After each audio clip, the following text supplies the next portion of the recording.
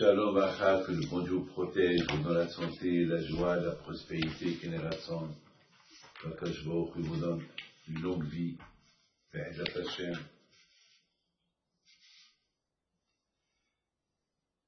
Vous savez, lorsque, pendant la Hanouka, j'allume ma Hanouka, on commence par la première, allumage.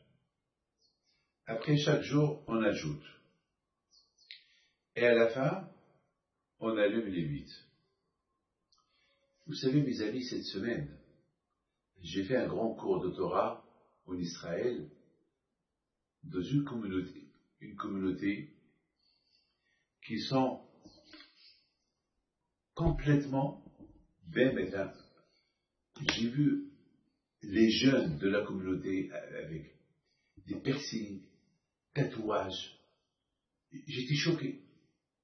Parce que ça fait longtemps que j'ai pas fréquenté ce milieu-là. À l'époque, oui, il y a 20 ans, je donnais des cours de Torah à un monde comme ça.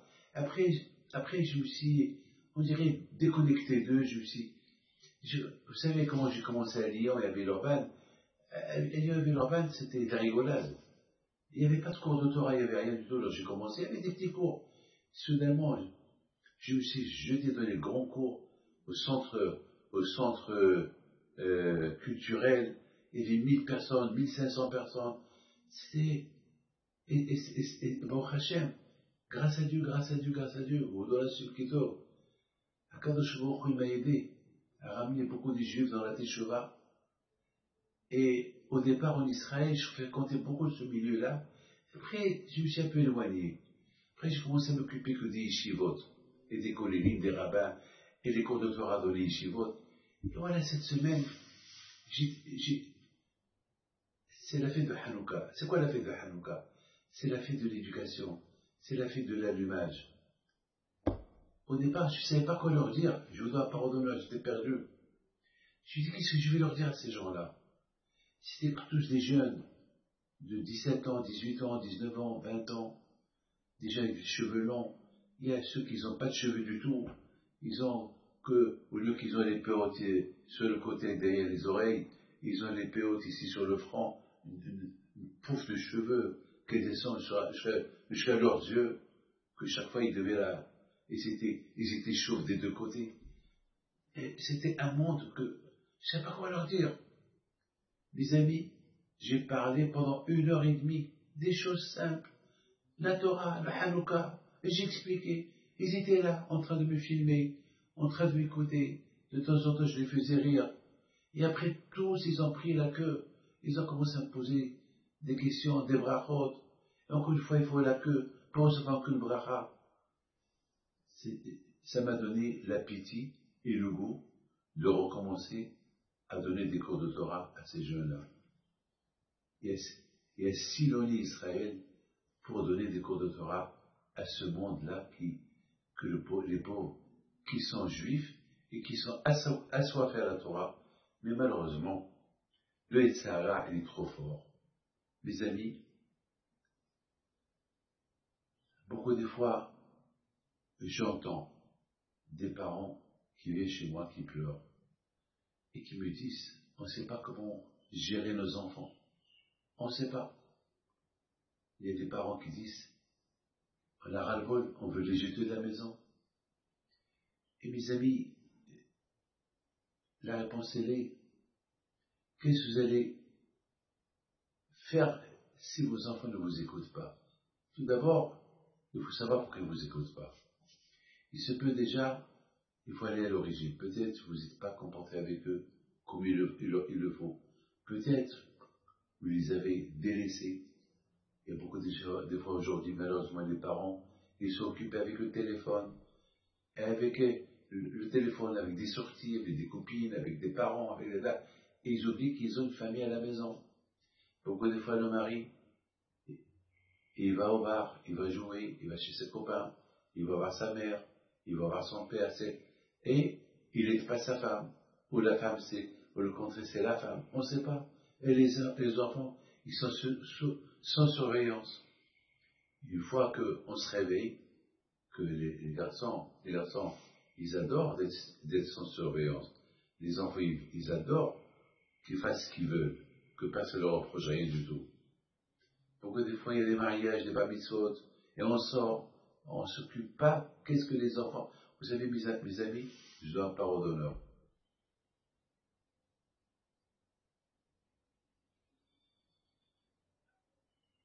Tout le temps, je dis à mes enfants, avant de sortir, est-ce qu'il y a quelqu'un qui surveille?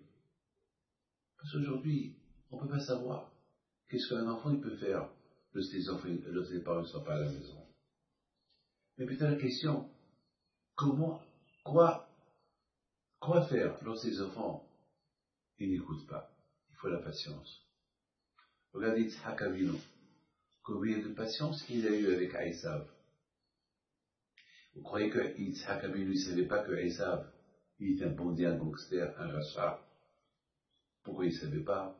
Et malgré tout, la patience. Il a tout essayé. Il a tout essayé.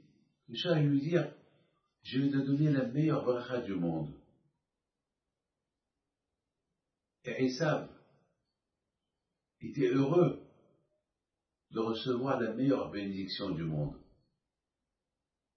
Mais, à la fin, Esav, il est resté le même Esav, il n'a pas changé. Est-ce que Yitzhak, son père, il a perdu espoir de lui? Non. Encore une fois, il continue à être avec lui, il lui donne des conseils, jusqu'à qu'à un moment donné, Esav, il a quitté son père.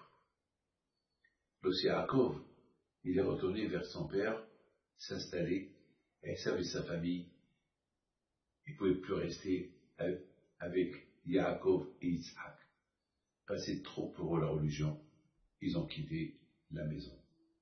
Mais Yitzhak Avinu, toujours, il a donné espoir à son fils. Écoutez bien, lorsque Yitzhak Avinu il est mort, il n'a pas fait dans son testament, je ne veux pas que Esav, mon fils, m'enterre. Parce qu'aujourd'hui, beaucoup des fois, il y a beaucoup des fois des parents qu'ils avaient des problèmes avec leur enfant, ils écrivent un testament légal qui ne veut pas que les enfants s'occupent d'eux à leur enterrement. Et même parfois, ils mettent des avocats avec la police. On n'a pas vu que Yitzhak, il a fait ça pour son fils. Le Yitzhak, il est mort. Esav, il est venu l'enterrer. Et Esav, il était en première ligne pour enterrer son père. Pourquoi Yitzhak, il a laissé Esav venir l'enterrer, alors que Esav, c'est un rachat? Parce que Yitzhak, il a dit, peut-être à ma mort, Esav, elle va faire teshuva. Mes amis, nous les parents, on doit toujours donner espoir à nos enfants. La patience avec eux. Peut-être ils vont changer. Peut-être un jour ils vont changer. Avec que Dieu fasse que toujours nos enfants ils seront toujours à côté de nous. Ils seront toujours bien. Amen.